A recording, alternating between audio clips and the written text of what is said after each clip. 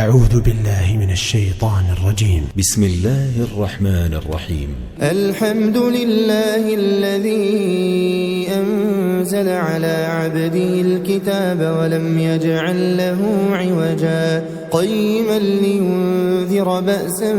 شديدا من لدنه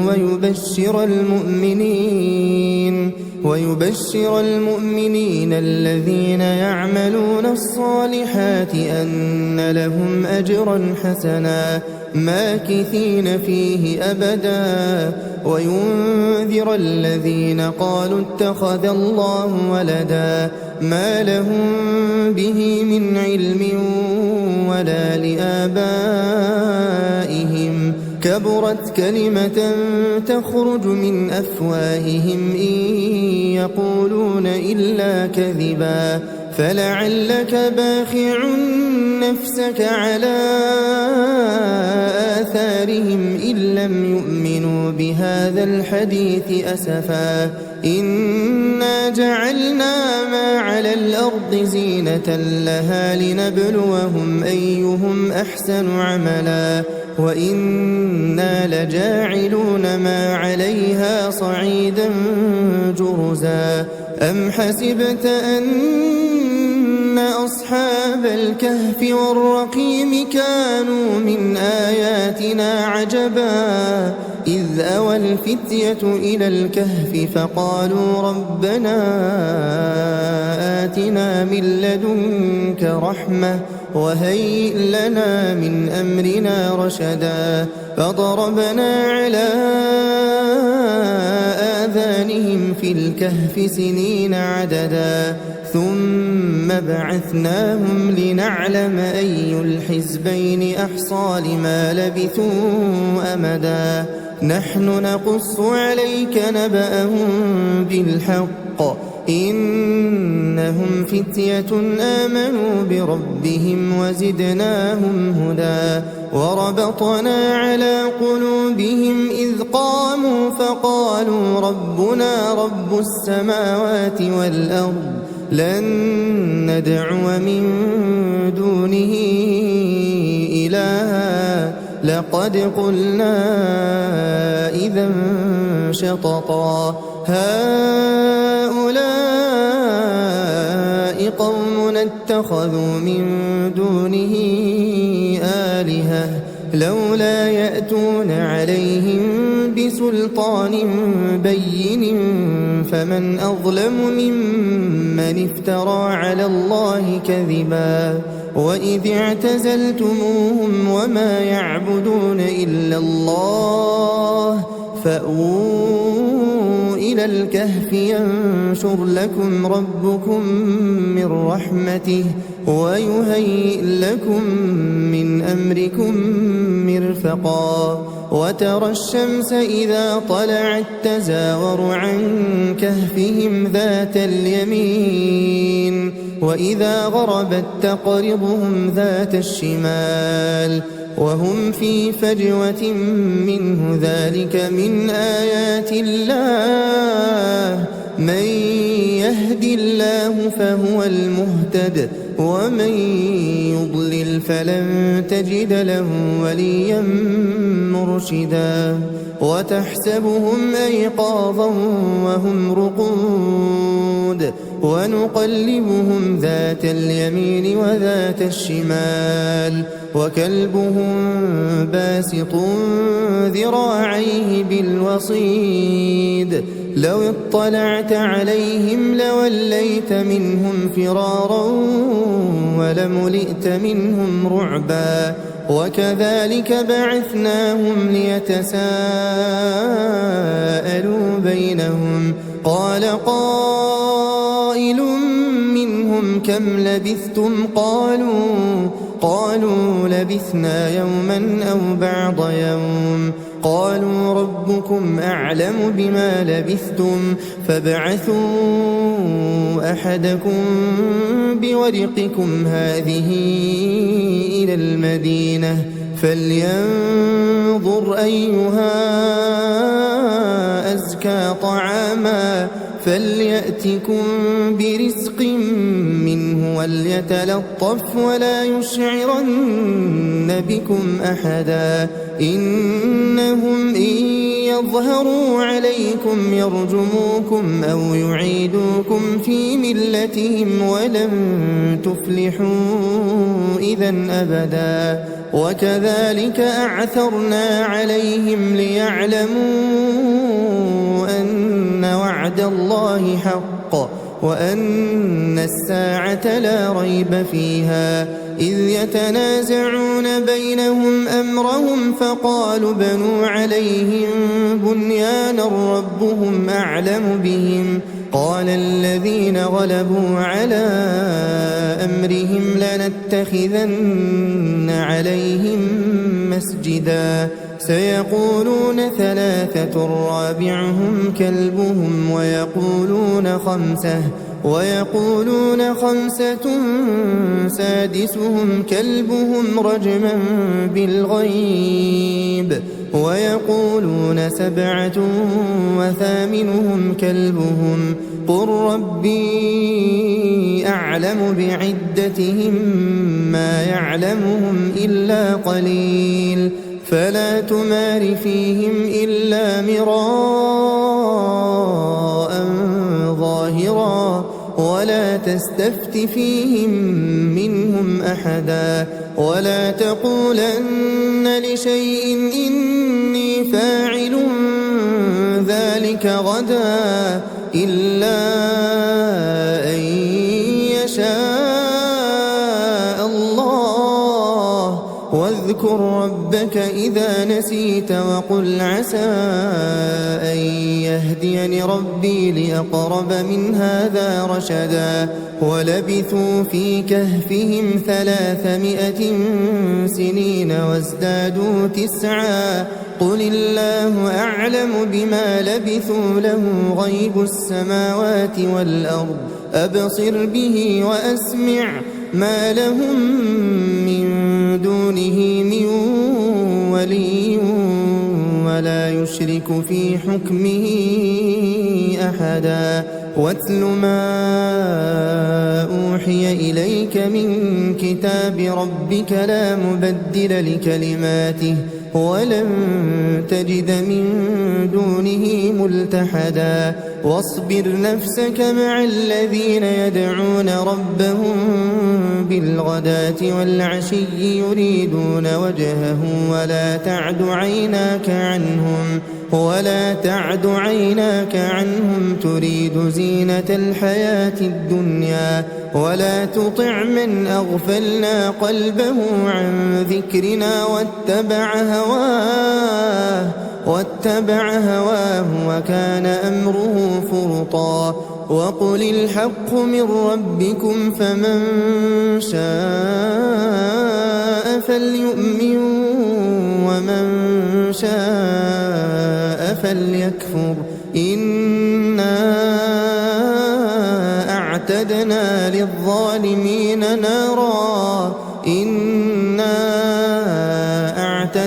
للظالمين نارا أحاط بهم سرادقها وإن يستغيثوا يغاثوا بماء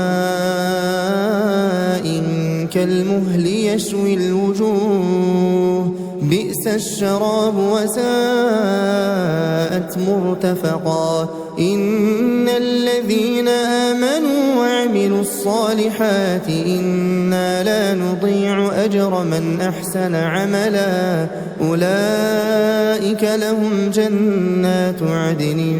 تجري من تحتهم الأنهار يحلون فيها من أساور من ذهب ويلبسون ثيابا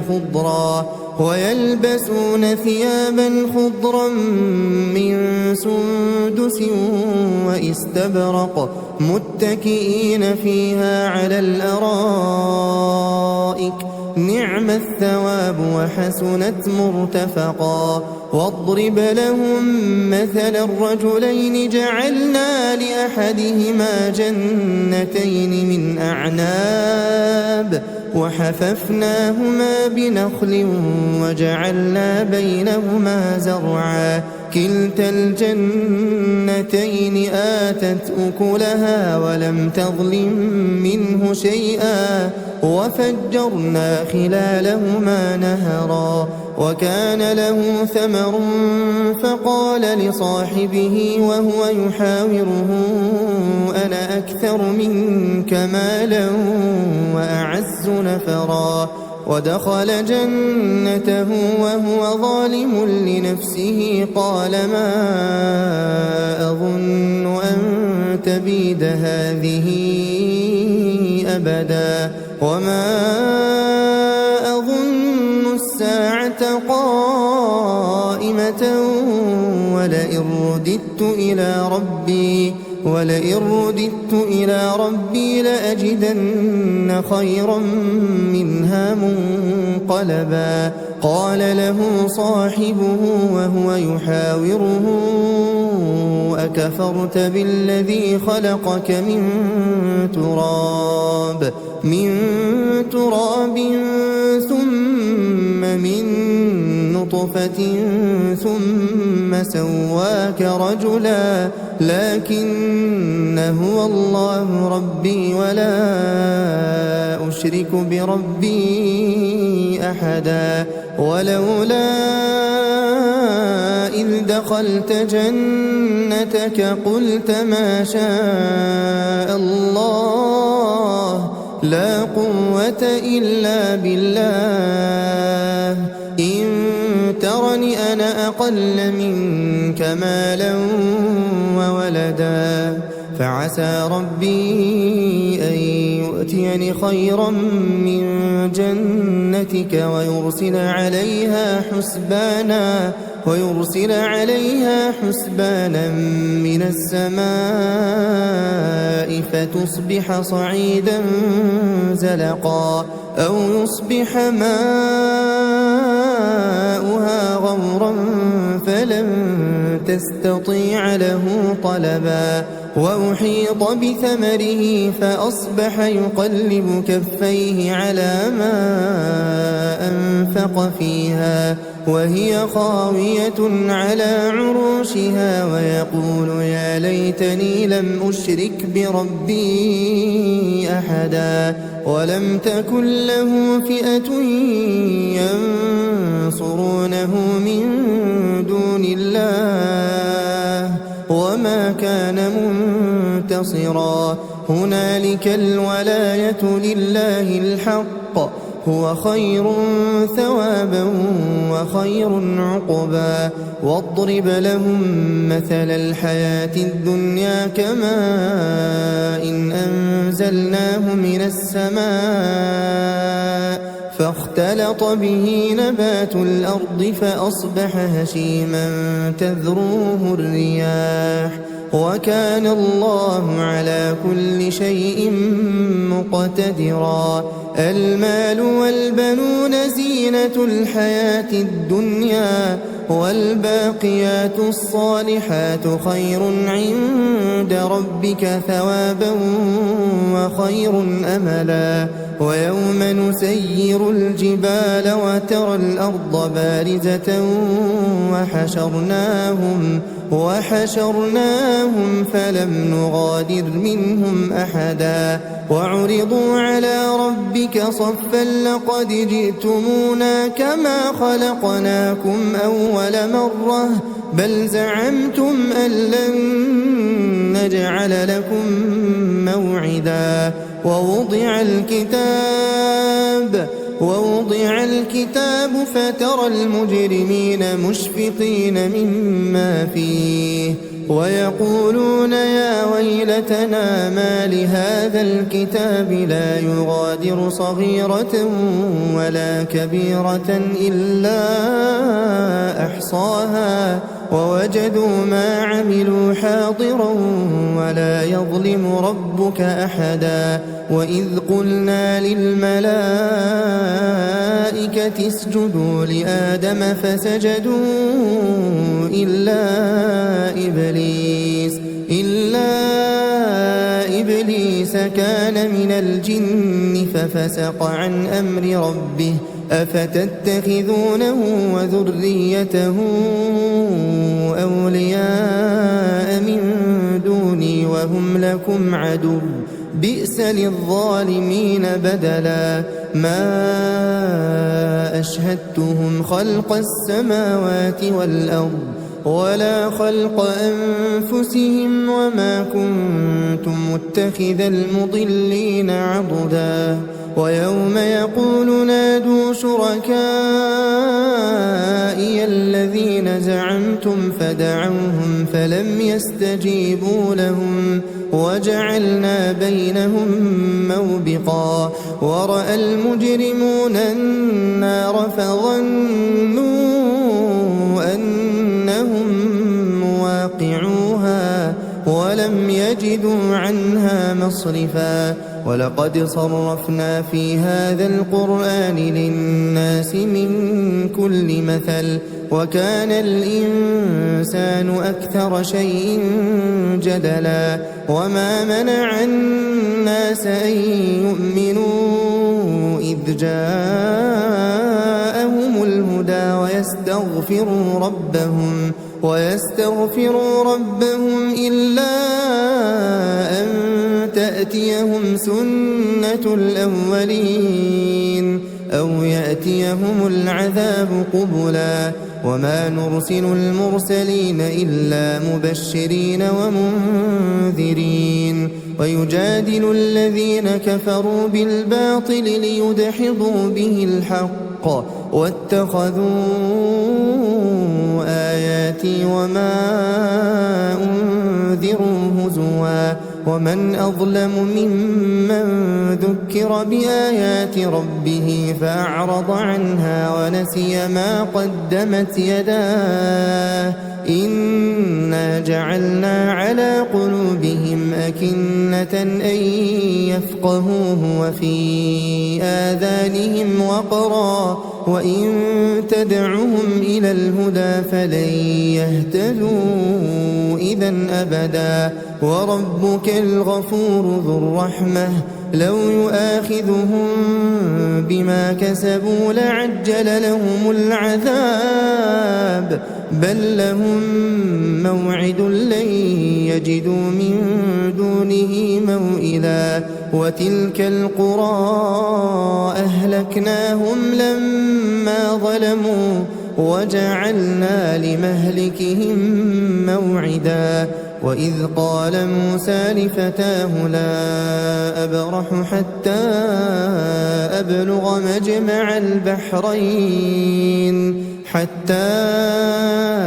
أبلغ مجمع البحرين أو أمضي حقبا فلما بلغا مجمع بينهما نسيا حوتهما فاتخذ سبيله في البحر سربا فلما جاوزا قال لفتاه آتنا غداءنا لقد لقينا من سفرنا هذا نصبا قال أرأيت إذ أوينا إلى الصخرة فإني نسيت الحوت وما أنسانيه إلا الشيطان أن أذكره واتخذ سبيله في البحر عجبا قال ذلك ما كنا نبغي فارتدا على آثارهما قصصا فوجدا عبدا من عبادنا آتيناه رحمة من عندنا وعلمناه من لدنا علما قال له موسى هل أتبعك على أن تعلمني مما علمت رشدا قال إنك لن تستطيع معي صبرا وكيف تصبر على ما لم تحط به خبرا قال ستجدني إن شاء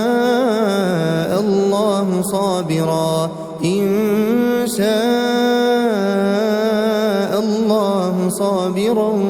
ولا يعصي لك أمرا. قال فإن اتبعتني فلا تسألني عن شيء حتى أحدث لك منه ذكرا. فانطلقا حتى إذا ركبا في السفينة خرقها قال أخرقتها لتغرق أهلها لقد جئت شيئا إمرا. قال ألم أقل إنك لن تستطيع معي صبرا. قال لا تؤاخذني بما نسيت ولا ترهقني من أمري عسرا. فانطلقا حتى إذا لقيا غلاما فقتله. قال أقتلت نفسا زكية بغير نفس لقد جئت شيئا نكرا. قال ألم أقل لك إنك لن تستطيع معي صبرا. قال إن سألتك عن شيء بعدها فلا تصاحبني قد بلغت من لدني عذرا. فانطلقا حتى إذا أتيا أهل قرية استطعما أهلها فأبوا أن يضيفوهما فوجدا فيها جدارا يريد أن ينقض فأقامه. قال لو شئت لاتخذت عليه أجرا. قال هذا فراق بيني وبينك سأنبئك بتأويل ما لم تستطع عليه صبرا. أما السفينة فكانت لمساكين يعملون في البحر فأردت أن أعيبها وكان وراءهم ملك يأخذ كل سفينة غصبا. وأما الغلام فكان أبواه مؤمنين فخشينا أن يرهقهما طغيانا وكفرا. فأردنا أن يبدلهما ربهما خيرا منه زكاة وأقرب رحما. وأما الجدار فكان لغلامين يتيمين في المدينة وكان تحته كنز لهما وكان أبوهما صالحا. فأراد ربك أن يبلغا أشدهما ويستخرجا كنزهما رحمة من ربك وما فعلته عن أمري ذلك تأويل ما لم تسطع عليه صبرا. ويسألونك عن ذي القرنين قل سأتلو عليكم منه ذكرا. إنا مكنا له في الأرض وآتيناه من كل شيء سببا. فأتبع سببا حتى إذا بلغ مغرب الشمس وجدها تغرب في عين حمئة ووجد عندها قوما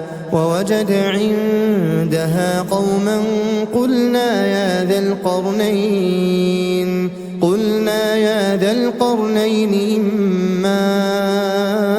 أن تعذب وإما أن تتخذ فيهم حسنا. قال أما من ظلم فسوف نعذبه ثم يرد إلى ربه فيعذبه عذابا نكرا. وأما من آمن وعمل صالحا فله جزاء الحسنى وسنقول له من أمرنا يسرا. ثم أتبع سببا حتى إذا بلغ مطلع الشمس وجدها تطلع على قوم لم نجعل لهم من دونها سترا. كذلك وقد أحطنا بما لديه خبرا ثم أتبع سببا حتى إذا بلغ بين السدين وجد من دونهما قوما لا يكادون يفقهون قولا قالوا يا ذا القرنين إن يأجوج ومأجوج مفسدون في الأرض فهل نجعل لك خرجا على أن تجعل بيننا وبينهم سدا قال ما مكني فيه ربي خير فأعينوني بقوة أجعل بينكم وبينهم ردما آتوني زبر الحديد حتى إذا ساوى بين الصدفين قال انفخوا حتى إذا جعله نارا قال آتوني أفرغ عليه قطرا فما استطاعوا أن يظهروه وما استطاعوا له نقبا قال هذا رحمة من ربي فإذا جاء وعد ربي جعله دكا وكان وعد ربي حقا وتركنا بعضهم يومئذ يموج في بعض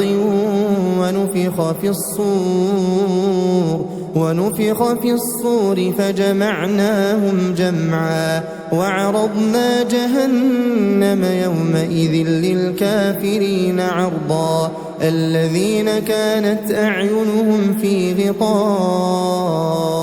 عن ذكري وكانوا لا يستطيعون سمعا أفحسب الذين كفروا أن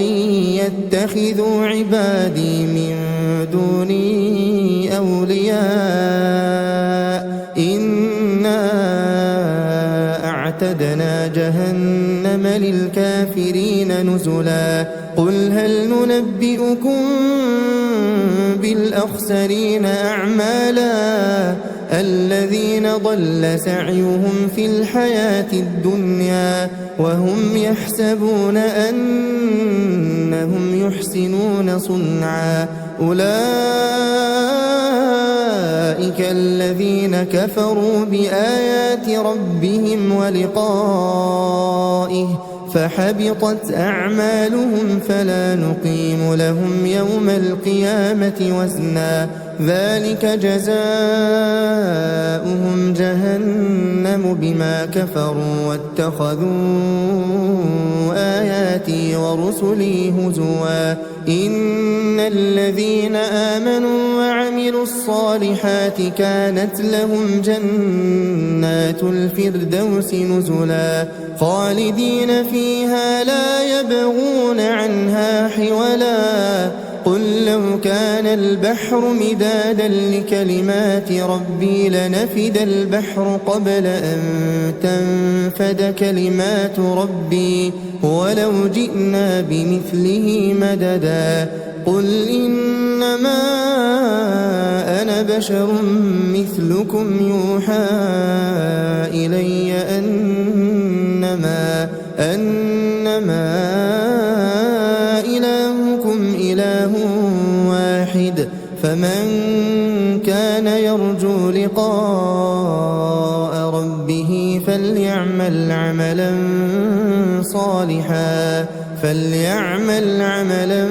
صالحا ولا يشرك بعبادة ربه أحدا.